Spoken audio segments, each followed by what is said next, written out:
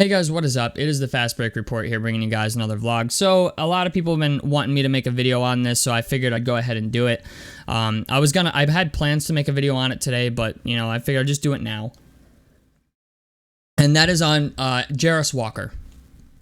We won our first summer league game yesterday against the Washington Wizards. And Jarace Walker was on full display. I'm a little annoyed. I'm a little irritated with Pacers fans. I'm actually kind of upset with a lot of you, actually, to be honest. And the reason I say that is because this isn't just with Pacers fans. This is with every team around the NBA. You draft your star-studded rookie, you look at him with rose-colored glasses, and you expect them to come out in Summer League and fucking dominate. I don't know what it is, but people were expecting Victor Wembanyama to come out here in his first NBA Summer League game and drop fucking 500,000 points in the game or something. And for me, I'm like, fans need to learn to be a little bit more objective about Summer League. You have to understand that all of these guys are playing their first NBA game ever, their official first ever NBA game. So there's gonna be nerves, okay? There's gonna be guys who come out and are trying, they're not gonna be familiar with the pace of the NBA game. They're not gonna be familiar with the spacing. There's so many variables that go into it. And I get that you're not playing, some of our rookies, like Jarace Walker, a guy who's definitely going to be on the team, is playing against guys who were picked in the second round and will probably never even touch an NBA floor in their fucking careers, okay, during the regular season. I get that, but at the same time, you have to understand something. The pace is faster, the spacing is different, the level of talent you're even playing against is significantly higher. I understand why people are passionate about these things. I do.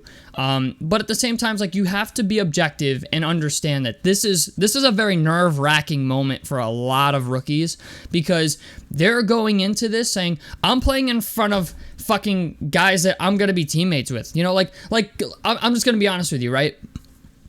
If you're a guy like Max Christie from the Lakers, right? And you're playing your summer league game and fucking LeBron James is sitting on the fucking sideline watching you play, and he's gonna be watching you play to decide critique you maybe. Do you think you're gonna be in the right mindset in that game?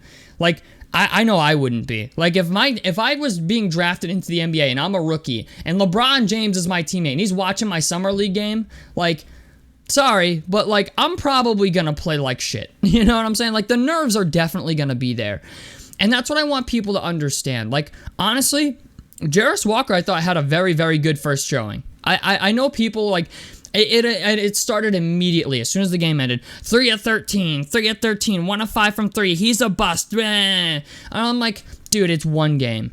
If I could be objective as a Pacers fan about Emoni Bates' first summer league game, you can be objective as a Pacers fan about Jarace Walker's first game. And I thought it was actually pretty solid. It was a solid showing. 8 points, 13 rebounds, 5 assists, 3 blocks, and 3 steals. How much more Draymond Green do you want to get? You know what I'm saying? And that's what we need. We need defense, and he definitely showed that. I think the one thing that I was most impressed with, which I don't see a lot of people bringing up, is just his awareness. His basketball IQ is insane. I will say that. Jarace Walker, his basketball IQ to me, I'm seeing touch passes. The dude has enough awareness to know that there was a TV timeout, shot the first free throw before the timeout, came back, missed the second one on purpose, and dunked it for an extra point because he remembered the TV timeout. Those are not rookie moves. That is a veteran mindset for a fucking rookie. You know what I'm saying? And when I see people come out and just automatically just criticize after the first game, I'm like, you're looking too deep into this. You know what? If you want to start to form an opinion after Summer League, I understand that a little more than the first fucking game, okay? So let's just pump the brakes a little bit. I get it. 3 of 13 is not good. 1 of 5 from 3 is not good. 1 of 2 from the free throw line is not good, even if I think the second one was intentionally missed. It's just the idea, man, you gotta pump the brakes a little bit. Jarace Walker is going to be fine, okay? Jarace Walker, Yes, 3 of 13 is not good, but like everyone's talking about stupid shit. Oh, his shot form. Oh, this. Oh, that. Like, can we just let the dude live? Can we do that? Can we just let the guy live? Like, I didn't even want Jarace Walker. I wanted Taylor Hendricks. And you know what? Even I'm being objective about it. You know what I'm saying? I'm like, okay, he didn't shoot well. It happens. Okay? Like, it happens. People have bad shooting nights. So, you know what? It's going to be what it's going to be. But, you know, Mojave King looked pretty good. I'm really kind of, low-key, like, I'm really kind of excited about Oscar Tshiebwe. Like, I understand, like, Oscar Tshiebwe didn't get a lot of minutes last night, but he's a guy that's like, Isaiah Jackson got a lot of minutes, and a lot of people are like, oh, like, this is the one thing I hate about it. This is what I hate the most about Summer League. I'm just going to tell you right now, is the idea that, like, the rookies don't play well, and people get upset. The sophomores play well against guys who will probably never touch an NBA floor during the regular season in their lives, and all of a sudden we think they're fucking amazing. Okay? Like, don't be a victim of the moment. Do not be one of these fans where it's like, oh, Isaiah Jackson, who is not a great NBA player. Like, he's good, don't get me wrong, but he's playing against guys that are not going to make an NBA roster. Okay? Like, Ben Mathurin scoring 20. Like, Summer League is a confidence boost. That's what Summer League is. Summer League is to make it so all the first and second year guys have the ability to, like, get up to speed again, you know, get back into the hang of things and get up to speed with the NBA game. That's the whole purpose of Summer League, is to adapt. You know what I'm saying? Give you a chance to, like, familiarize yourself with how the NBA game is played, how the spacing is played, how your coaches want you to play. Like, it's all a learning process. So when I see, like, Ben Mathurin came out and scored 27 last night. Great. Okay.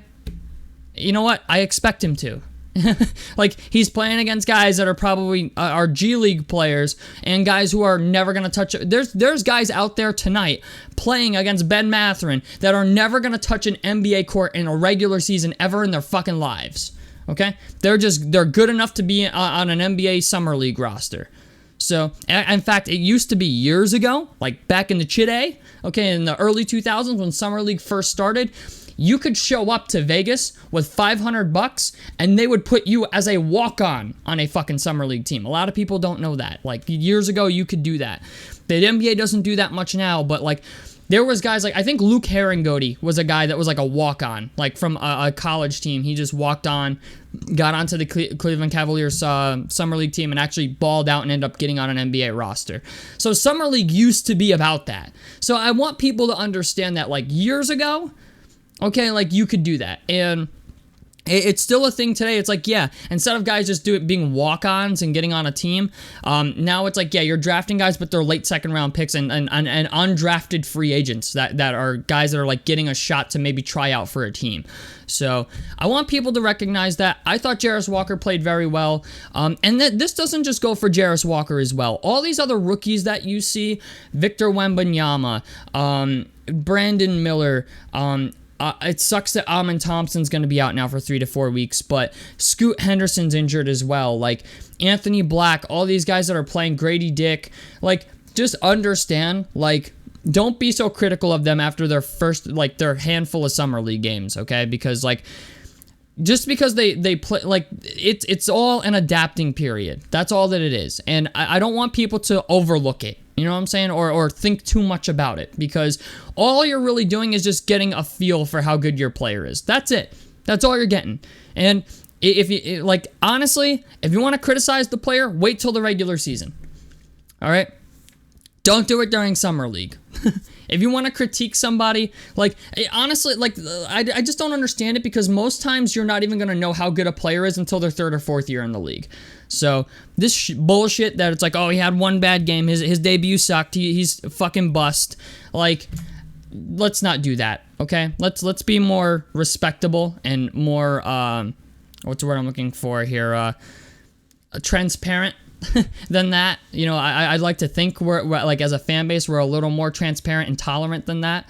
I understand there's fans out there that aren't, and they're not really true connoisseurs of the game. They don't really understand how the sport is played, I think, if that's your take. But it's just the idea, man. I think Jarace Walker is going to be fine.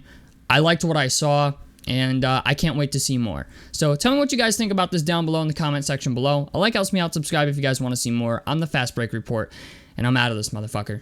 Peace, guys.